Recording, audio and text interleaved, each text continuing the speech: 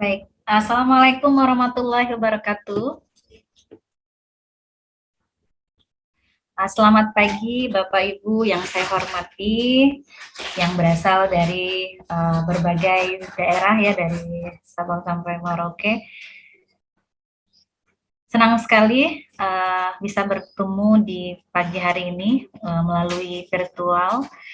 Dan saya ucapkan terima kasih kepada Analog Teacher of Learning atas kesempatannya sehingga saya bisa bertemu dengan Bapak Ibu yang luar biasa pada pagi hari ini untuk berbagi atau sharing ya, serta mereview apa yang kita semua mungkin sudah mengetahuinya.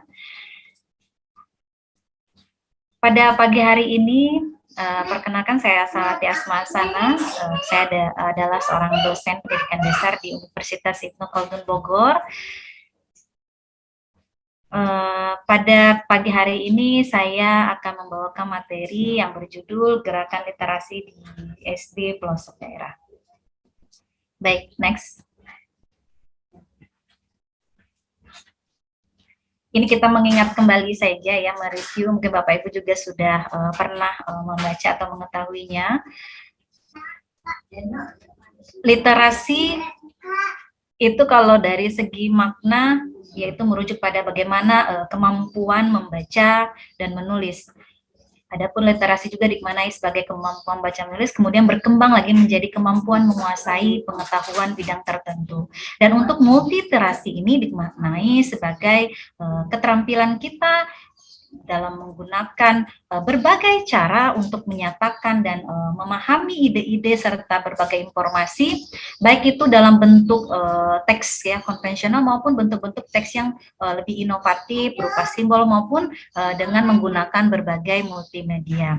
Ini berdasarkan pakar dari bahasa itu Bapak Abidin di tahun 2015. Selanjutnya,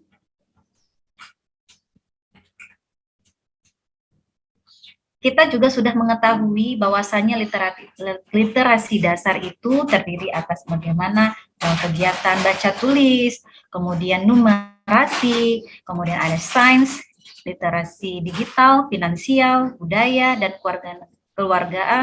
kewarganegaraan ini merupakan bagian dari kecakapan di abad 21 ini. Nah, ini juga berkaitan dengan kompetensi dan karakter ya. Nah, ketiga hal ini akan bermuara pada pembelajaran yang sepanjang hayat ya, yang dibutuhkan oleh insan-insan manusia pada zaman ini. Nah, kalau kita merujuk pada World Economic Forum bahwa peserta didik itu ternyata membutuhkan 16 keterampilan agar mereka mampu bertahan di abad 21 ini. Nah, yaitu fondasi dari literasi atau literasi dasar tadi. Nah, ini bagaimana peserta didik kita bisa menerapkan kegiatan berliterasi itu.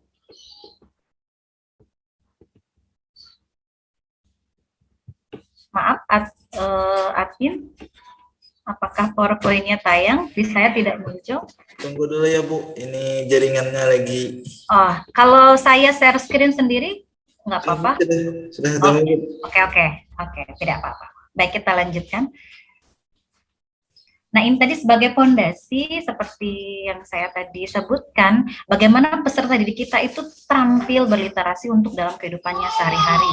Kemudian dari segi kompetensi, bagaimana peserta didik kita bisa menyikapi tantangan yang kompleks ya. Dan sedangkan dari segi karakter, itu bagaimana peserta didik kita menyikapi perubahan lingkungan mereka. Kita ketahui di zaman era digital ini, di abad 21 itu sungguh luar biasa sekali. Perkembangan teknologi juga mempengaruhi bagaimana budaya, bagaimana tindakan perilaku manusia di muka bumi ini. Jadi pendidikan karakter juga sangat penting, dan dengan adanya literasi ini kita mengharapkan peserta didik kita juga mampu menghadapi, menyikapi dengan positif di lingkungan sekitar mereka, supaya mereka tidak terjerumus hal-hal yang tidak kita inginkan. Kita lanjutkan. Next. Nah, kita lihat tabel dari kecakapan abad 21 yang memang harus kita siap Back kembali, belum next Pak Admin, maaf. Kembali dulu ke tabel. Oke. Kita harus mengetahui pondasi-pondasi literasi ya. Nah, keterampilan yang harus kita tekankan, yang pertama tadi literasi baca dan tulis. Maksudnya bagaimana kemampuan mereka dalam membaca. Nah, selain membaca, kemampuan juga dalam hal memahami apa yang mereka baca. Kemudian juga menggunakan bahasa secara tulisan. Kemudian ada numerasi. Nah, ini adalah kemampuan bagaimana menggunakan angka dan simbol lain dalam memahami dan mengekspresikan hubungan secara kuantitatif atau dalam bentuk angka dan data. Kemudian ada literasi sains seperti tadi yang disampaikan oleh Bu Mardia yang sangat luar biasa sekali, yaitu kemampuan untuk menggunakan pengetahuan dan prinsip ilmiah supaya mereka memahami lingkungan serta bisa menguji hipotesis ya. Kemudian ada literasi digital, yaitu kemampuan untuk menggunakan serta menciptakan konten yang berbasis teknologi. Kemudian ada literasi finansial, ini bagaimana kemampuan mereka memahami dan menerapkan aspek konseptual dan juga yang berkaitan dengan keuangan ya. Kemudian ada literasi budaya dan kewargaan, ini yaitu kemampuan memahami, menghargai, serta juga menganalisis dan menerapkan pengetahuan tentang bagaimana kebudayaan dan kewargaan.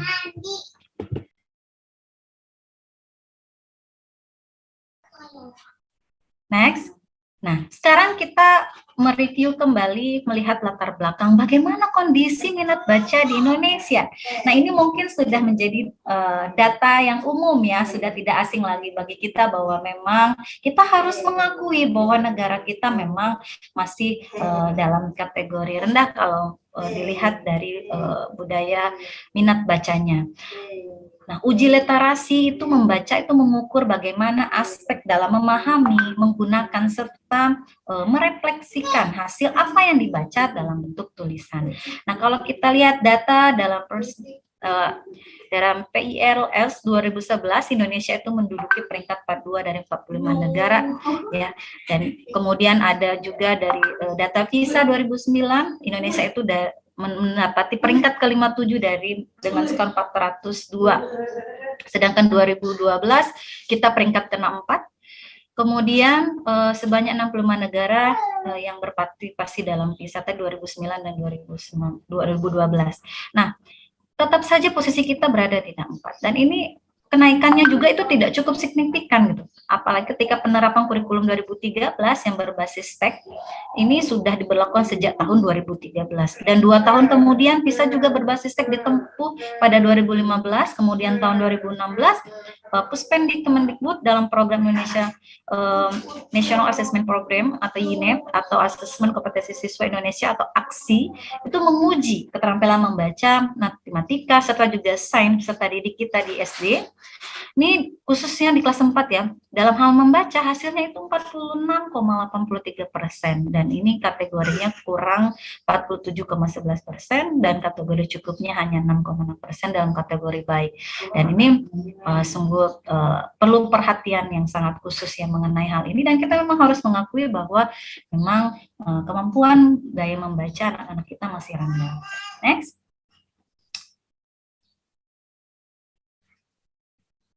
Ya, dengan latar belakang tadi, maka untuk meningkatkan kemampuan baca peserta didik, maka dibuatlah sebuah program ya oleh Kemdikbud yang dikenal dengan Gerakan Literasi Sekolah atau GLS. Ini sebenarnya sudah lama dimulai dari tahun 2016 yaitu di bulan Maret. Tapi memang sampai saat ini di beberapa daerah, terutama di pelosok daerah itu belum banyak pengaruhnya ya terhadap hasil baca karena masih dalam proses sosialisasi maupun dalam kegiatan koordinasi. Jadi kita terus berupaya untuk ikut andil ya berpartisipasi dalam kegiatan literasi ini, pengembangan literasi ini serta pembinaan terhadap instansi atau satuan pendidikan yang ada di sekitar kita. Makanya AATL, Analog Teacher of Learning ini lembaga yang pas ya atau wadah yang sangat dibutuhkan ya karena ikut serta berpartisipasi dalam pengembangan literasi khususnya di pendidikan untuk memajukan pendidikan di Indonesia ini. Baik, next. Nah, kita mereview sedikit tentang gerakan literasi sekolah ya. Gerakan literasi sekolah ini tujuannya sebenarnya untuk memperkuat ya gerakan penumbuhan budi pekerti sebagaimana kita lihat di Peraturan Menteri Pendidikan Kebudayaan Nomor 23 Tahun 2015 tentang penumbuhan budi pekerti. Nah, salah satu kegiatan dalam gerakan tersebut adalah kegiatan membaca 15 menit atau 10-15 menit baca buku non pelajaran ya sebelum dimulai pelajaran intinya. Nah, dengan adanya gerakan literasi sekolah ini merupakan gerakan yang sifatnya sosial ya, karena dengan dukungan yang kolaboratif berbagai elemen maka itu akan bisa terwujud gitu, yaitu mewujudkan sekolah ini sebagai organisasi pembelajaran yang warganya literat sepanjang hayat. Literat itu orang yang memiliki kemampuan literasi ya. Kemudian pembiasaan membaca skrip menjadi sebuah habit atau kebiasaan sehingga membudaya di dalam kehidupannya sehari-hari seperti itu. Kemudian pembiasaan yang dilakukan dalam kegiatan 15 menit membaca ini, guru bisa membacakan buku atau siswa dan guru membaca dalam hati. Ini sebenarnya sesuai dengan konteks dan target yang ingin dicapai di sekolah tersebut. Next. Nah, ketika pembiasaan tadi terbentuk, nah selanjutnya kita akan diarahkan ke kegiatan pengembangan dan pembelajaran. Nah, ini kalau kita mengacu ke kurikulum 2013 untuk sekolah dasar, itu banyak sekali ya implementasi dari kegiatan pengembangan pembelajaran berbasis literasi ini. Nah, variasi kegiatan ini bisa berupa perpaduan pengembangan keterampilan, baik itu sifatnya reseptif maupun produktif dalam pelaksanaannya.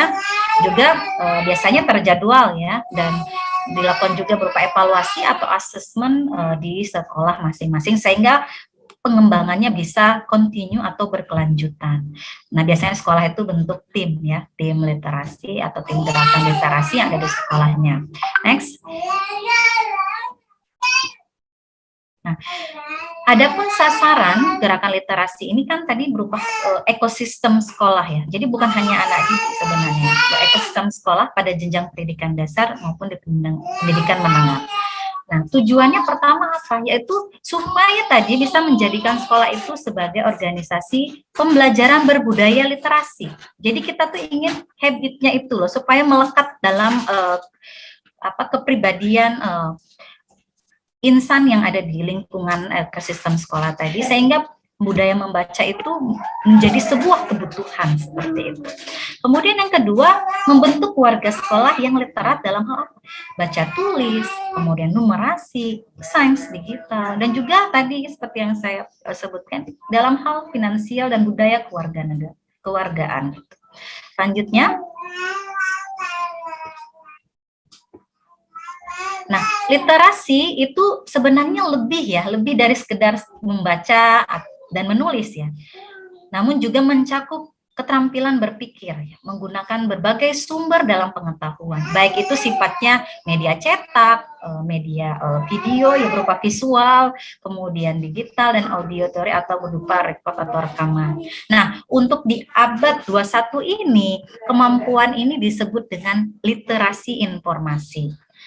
Nah, ini saya kutip dari salah satu pakar ya, yaitu Clay 2001, menjabarkan bahwa komponen literasi informasi itu terdiri dari literasi dini, literasi dasar, literasi perpustakaan, literasi media, literasi teknologi, dan juga literasi secara visual.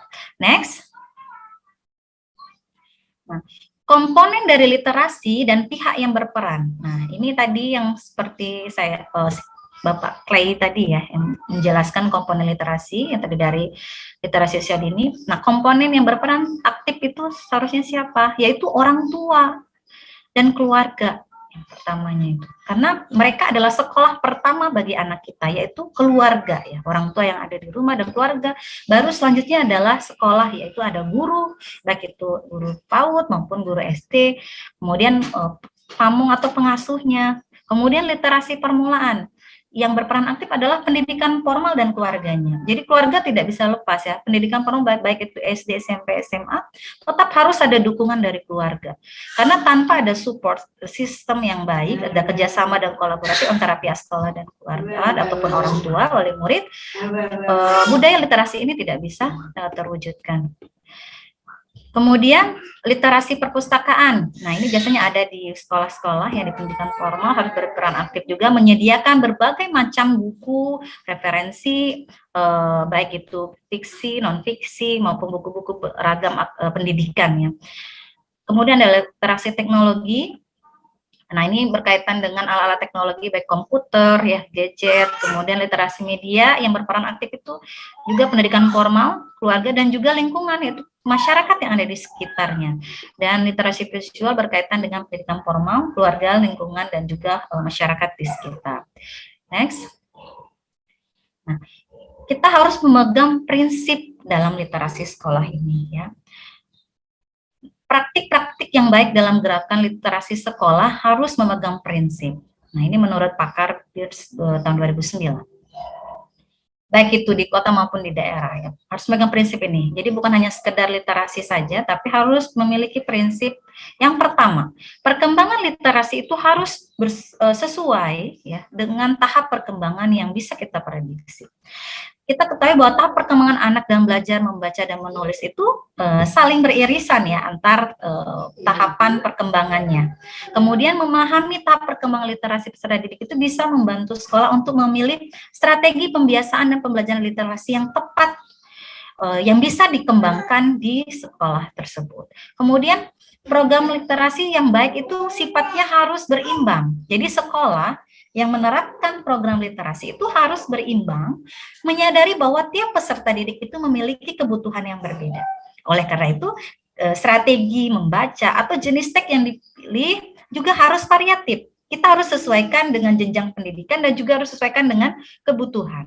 Kemudian, program literasi yang bermakna itu bisa dilakukan dengan memanfaatkan berbagai bahan bacaan dan juga ragam teks seperti karya sastra untuk anak ataupun remaja. Jadi dilihat juga ya untuk sastra sesuai tidak dengan tingkatan usia peserta didik kita. Oke, next. Kemudian yang C, yaitu program literasi itu terintegrasi dengan kurikulum. Nah, kalau saat ini kita menggunakan kurikulum 2013, maka pembiasaan dan pembelajaran literasi itu harus berkaitan juga dengan program pendidikan yang ada di sekolah kita. Nah, kita ketahui bahwa pembiasaan dan pembelajaran literasi ini adalah tanggung jawab semua guru di semua mata pelajaran ya, sebab pembelajaran di mata pelajaran apapun itu membutuhkan bahasa, terutama dalam kegiatan membaca dan menulis. Dengan demikian pengembangan profesional guru dalam hal literasi ini perlu ya diberikan kepada guru pada semua mata pelajaran. Jadi bukan hanya kepada guru bahasa Indonesia, tapi semua guru. Nah, kegiatan membaca dan menulis itu dilakukan kapanpun, misalnya dalam menulis surat kepada presiden atau membaca untuk ibu. Ini merupakan contoh-contoh kegiatan literasi yang bermakna.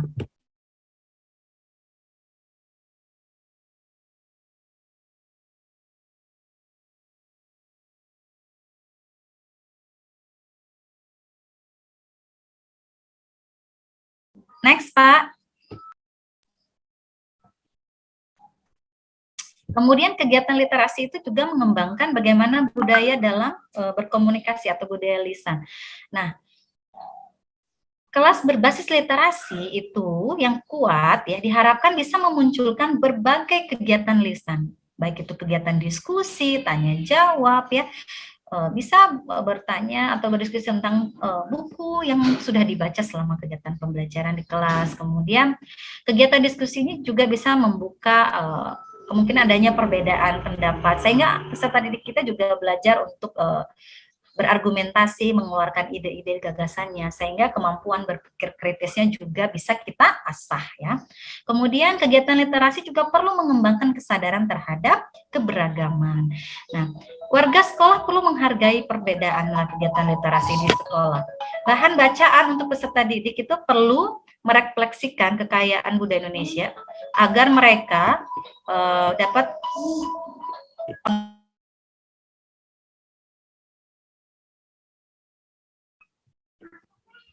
Next. Nah, kita harus memahami juga bahwa ada 3 ekosistem ya sekolah yang literat tadi. Yang pertama dari lingkungan fisik. Nah, yang pertama yaitu karya peserta didik itu bisa kita pajang sepanjang lingkungan sekolah, termasuk di koridor, kantor ya, baik itu di ruang kepala sekolah, guru, ruang administrasi, bidang konseling. Jadi fokus kita tidak hanya di ruang kelas. Kemudian karya peserta didik juga dirotasi secara berkala supaya bisa memberikan kesempatan yang seimbang kepada peserta didik yang lainnya. Kemudian buku dan materi bacaan lain itu tersedia di setiap pojok-pojok baca di semua ruang kelas. Jadi bukan hanya satu kelas saja, tapi usahakan di semua kelas. Kemudian buku dan materi bacaan yang lain tersedia juga untuk peserta didik dan orang tua ataupun pengunjung di kantor dan ruangan selain ruang kelas. Misalnya di sekolah itu ada ruang tunggu, sediakan pojok baca buat orang tua mungkin yang menunggu ya, atau ada tamu. Kemudian kantor kepala sekolah juga memajang karya peserta didik dan buku bacaan untuk anak. Kemudian kepala sekolah juga bersedia berdialog dengan warga sekolah. Next, yang B yaitu lingkungan sosial dan afektif. Ya. Yang pertama yaitu penghargaan terhadap prestasi peserta didik. Jadi baik itu secara akademis ya maupun non akademis itu kita beri apresiasi ya. Nah, ini kalau bisa secara rutin ya, baik itu bisa tiap minggu maupun tiap bulan. Nah, misalnya kalau Senin kan biasanya upacara ya. Nah, itu kita kasih sedikit waktu untuk memberikan penghargaan secara mingguan ya. Jadi supaya mereka menjadi termotivasi gitu. Ya, jadi prestasi akademis juga harus disampaikan di depan peserta didik yang lain supaya jadi tantangan dan motivasi untuk yang lain supaya mau berprestasi juga seperti itu. Kemudian kepala sekolah juga harus terlibat aktif dalam pengembangan literasi. Yang ketiga yaitu ekosistem sekolah yang literat ini bisa juga dengan merayakan hari-hari besar nasional dengan nuansa yang literasi, misalnya merayakan hari Kartini, peringatan Ibu R.A. Kartini dengan lomba membaca surat-surat Kartini misalnya, atau mengadakan di hari bahasa ya, mengadakan lomba membaca puisi atau membaca cerita, mendongeng dan lain sebagainya. Kemudian adanya budaya kolaborasi antara guru, staf dengan mengakui kepakaran masing-masing ya. Jadi staf juga harus ikut dilibatkan. Kemudian terdapat waktu yang memadai untuk berkolaborasi dalam menjalankan program literasi.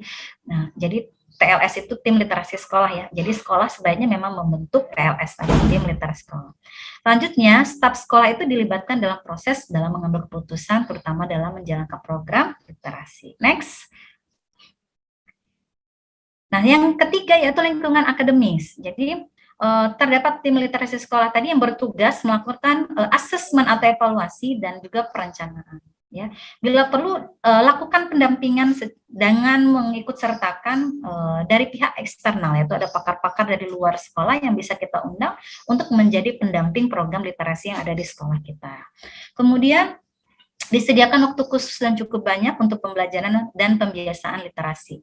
Jadi bisa dengan membaca di dalam hati, bisa membacakan buku dengan nyaring, bisa juga dengan membaca bersama-sama, dan juga bisa dengan membaca terpadu. Kemudian adakan juga kegiatan diskusi buku apa tadi yang dibacakan. Kemudian kita bedah buku isinya tadi tentang apa. Kemudian lakukan juga presentasi, mungkin anak didik kita disuruh maju ke depan untuk menjelaskan apa simpulan dari buku yang dia baca tadi. Kemudian, waktu kegiatan literasi juga dijaga agar tidak dikorbankan untuk kepentingan yang lain. Kemudian disepakati juga secara berkala untuk tim literasi tadi untuk membahas pelaksanaan gerakan literasi di sekolah. Nah, buku fiksi dan non-fiksi ini tersedia dalam jumlah cukup banyak di sekolah. Nah, buku cerita fiksi sama pentingnya dengan buku berbasis ilmu pengetahuan. Jadi supaya siswa kita nggak jenuh kalau hanya buku akademik saja atau pengetahuan saja, mungkin nanti dia bosan. Jadi diselingi dengan buku-buku yang sifatnya fiksi ya. Next. Kemudian ada juga beberapa buku yang wajib dibaca oleh warga sekolah. Kemudian ada juga kesempatan ya untuk mengembangkan profesional tentang literasi yang diberikan untuk staf dengan cara adanya kerjasama dengan institusi terkait. Bisa bekerjasama dengan ATL ini mungkin ya, atau dengan perguruan tinggi yang ada di sekitar satuan pendidikan Bapak Ibu. Kemudian seluruh warga sekolah antusias menjalankan program literasi. Tujuannya untuk apa? Untuk membangun organisasi sekolah yang suka belajar, dan guru juga menggunakan berbagai strategi literasi dalam pembelajaran. Nah, ini sebenarnya aspek ini adalah karakteristik penting dalam pengembangan budaya literasi di sekolah, dan dalam pelaksanaannya sekolah bisa mengadaptasi sesuai dengan situasi dan kondisi sekolah masing-masing, dan guru dan pimpinan sekolah memang harus ada kerjasama ya untuk mengimplementasikan strategi ini. Next, keberlangsungan literasi jangka panjang, kita lihat petanya saja ya. Ada pembiasaan, pengembangan, dan pembelajaran. Proses yang pertama adalah penumbuhan budaya literasi dan minat baca di sekolah. Ini salah satu yang yaitu melalui tadi yang baca 15 menit sebelum kegiatan pembelajaran dimulai. Kemudian pengembangan kecakapan literasi bisa melalui kegiatan non-akademis, misalnya ekstrakurikuler, kemudian ada kunjungan wajib ke perpustakaan, ya, kemudian ada kegiatan intrakurikuler berupa pembelajaran menggunakan berbagai strategi literasi. Kemudian next,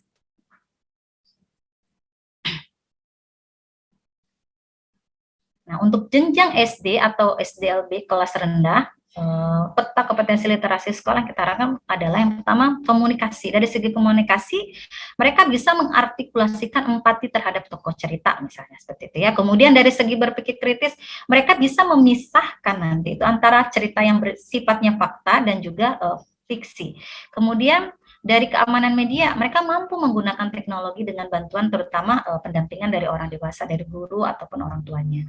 Kemudian untuk kelas yang tinggi, dari segi komunikasi harapannya yaitu kompetensi yang diharapkan bisa diperoleh, yaitu mereka bisa mempresentasikan cerita dengan efektif. Jadi mereka bisa menjelaskan kembali isi cerita yang sudah mereka baca. Kemudian dari segi berpikir kritisnya, mereka juga bisa mengetahui jenis tulisan dalam media dan tujuannya untuk apa.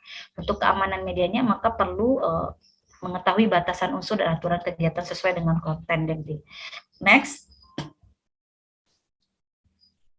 Nah, untuk keterampilan reseptif ya dalam hal menyimak dan membaca, untuk jenjang kelas rendah tadi, menyimak itu menyimak cerita supaya bisa menumbuhkan bagaimana rasa kepedulian mereka, rasa empati mereka. Kemudian dalam hal membaca, mengenali dan membuat inferensi prediksi terhadap gambar atau film.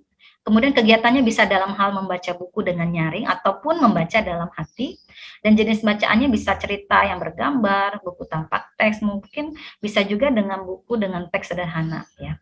Kemudian sarana dan prasarananya bisa dibuat pojok baca tadi atau sudut baca di kelas, di perpustakaan maupun area baca. Untuk kelas tinggi, menyimak itu lebih lama ya, karena untuk memahami apa sih isi bacaannya. Kemudian kegiatan membacanya, mereka bisa memahami isi bacaan ini dengan berbagai strategi. Mereka tahu ini jenis teksnya apa, ya, kemudian kesimpulannya bagaimana. Kemudian mereka bisa menganalisis ya. Kemudian dari kegiatan mereka bisa baca buku dengan nyaring ataupun dalam hati. Jenis bacaannya bisa berupa cerita bergambar, buku bergambar, kemudian bisa juga dalam bentuk novel dan lain-lain. Kemudian sarana prasarana yang disediakan bisa dalam bentuk tadi sudut baca di kelas, perpustakaan maupun area baca. Kalau untuk keterampilan produktifnya disesuaikan dengan sekolah Bapak Ibu masing-masing ya, bergantung dengan targetnya masing-masing di sekolah. Next.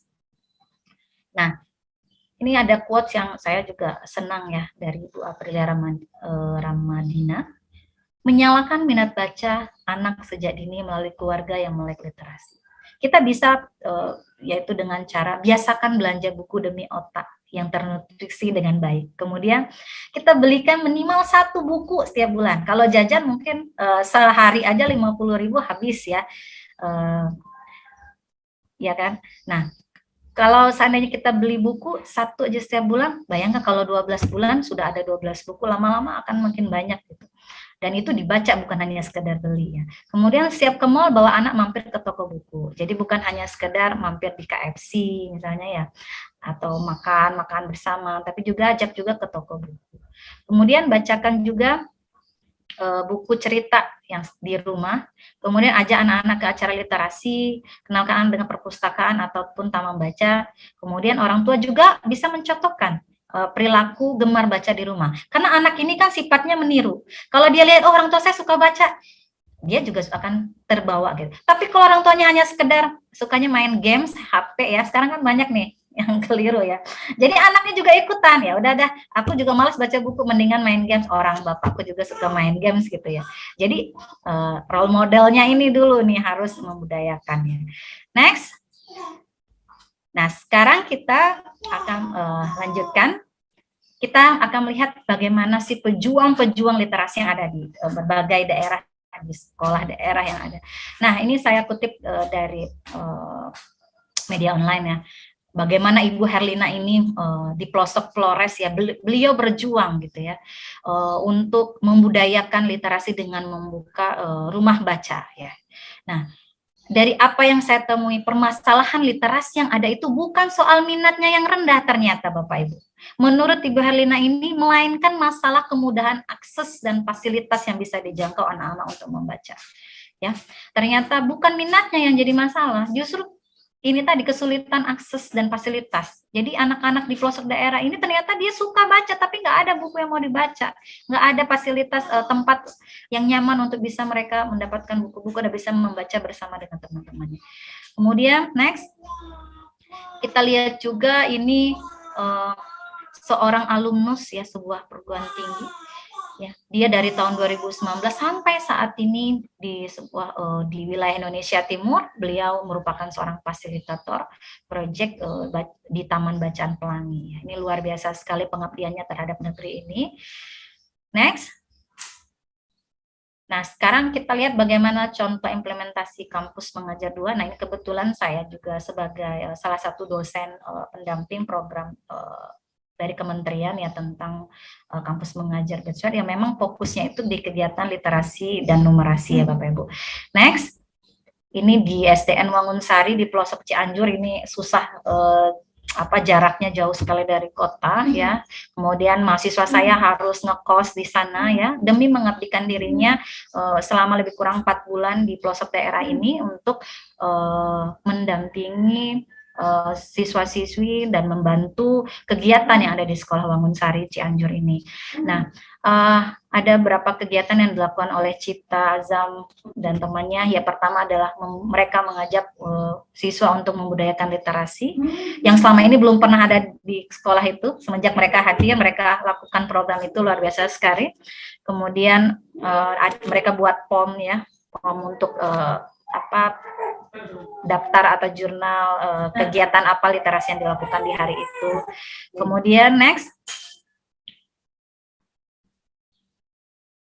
jadi mereka setiap hari Rabu Kamis juga melakukan kegiatan literasi berupa membaca buku teks banyak 3 halaman, kemudian ditulis resumenya ya dengan menggunakan bahasa sendiri. Jadi mereka mengajar kepada siswanya secara perlahan ya, bertahap gitu. Next. Nah, kemudian anak diajar juga bagaimana mereka bisa public speaking, berani untuk tampil di depan. Yang awalnya itu takut ya, karena mereka tidak terbiasa gitu. Kemudian bentuk penataan ruang kelas juga ditata sedemikian rupa yang biasanya hanya berjejer, bangkunya dirubah dalam bentuk kelompok, jadi mereka bisa baca bersama-sama. Kemudian ditunjuk siapa yang berani maju ke depan untuk menceritakan apa yang dibaca tadi. Itu juga melatih keterampilan berbicara anak kita. Next.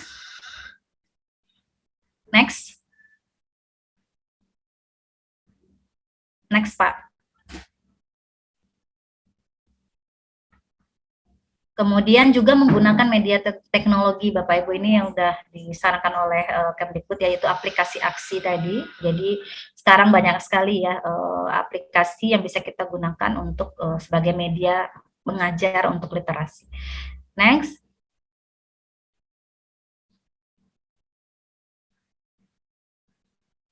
Next saja Pak, nggak apa-apa, mengingat waktu juga. Nah, ini kegiatan membaca 10-15 menit ya berupa buku cerita. Next. Nah, ini dilakukan oleh mahasiswa saya juga di Cijantung, di pelosok daerah di Cijantung dan Sentul, juga menggunakan berbagai media dan aplikasi aksi tadi, dan juga sekarang alhamdulillah di sekolah itu juga sudah sangat membudaya sekali kegiatan membaca. Anak-anak jadi senang ke perpus sekarang. Next. Nah, ini kita lihat potret literasi di sekolah. Yang pertama, ini ada siswa membaca buku di pojok baca kelas ya selama 15 menit sebelum pelajaran dimulai. Nah, ini mungkin ada sebagian besar sekolah yang sudah menerapkan seperti ini. Jadi di pojokan kelas ditata sedemikian rupa ya untuk kegiatan literasi. Ada buku-buku yang tersedia, ada pajang-pajangan ya. Kemudian siswa juga bisa membaca di perpustakaan ya, dengan beraneka ragam buku yang tersedia di situ. Next.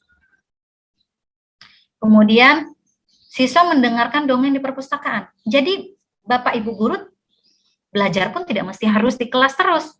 Di perpustakaan juga dimanfaatkan sebagai tempat belajar supaya nuansa atau suasananya dinamis ya, berganti gitu.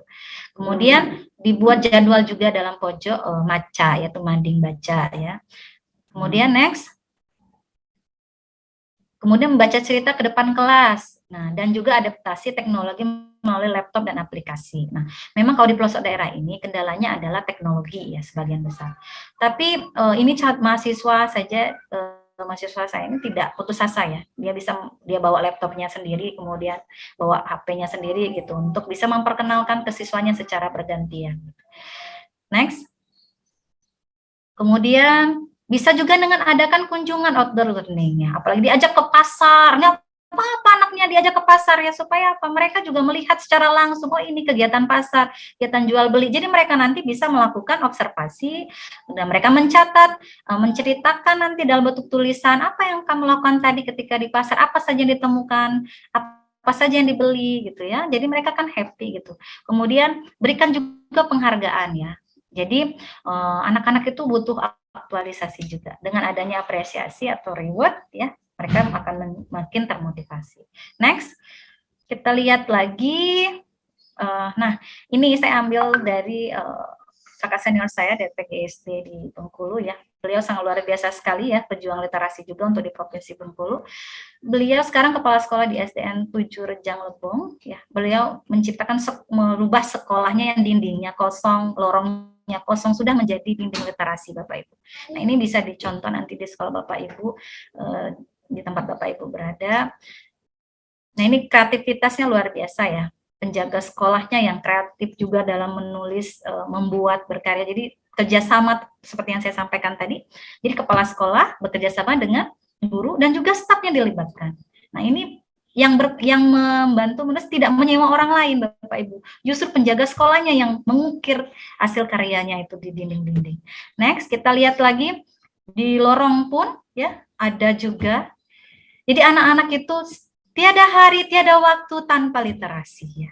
Jadi sekolahnya itu menjadi cantik, kemudian juga menambah semangat untuk belajar. Next. Nah, itu di lorong juga tetap ada. Jadi bersih ya, kemudian tetap indah dan banyak sekali pengetahuan yang anak-anak akan peroleh. Makin sering mereka membaca dan melewati lorong itu, makin nempel di daya ingatnya. Jadi tanpa sadar mereka juga belajar secara langsung. Next. Terima kasih. Ya, jadi itu saja sharing dan penyampaian materi dari saya. Mohon maaf atas kekurangan. Nanti kita lanjutkan di sesi diskusi. Baik, terima kasih Pak Admin. Assalamualaikum warahmatullahi wabarakatuh. Waalaikumsalam warahmatullahi wabarakatuh.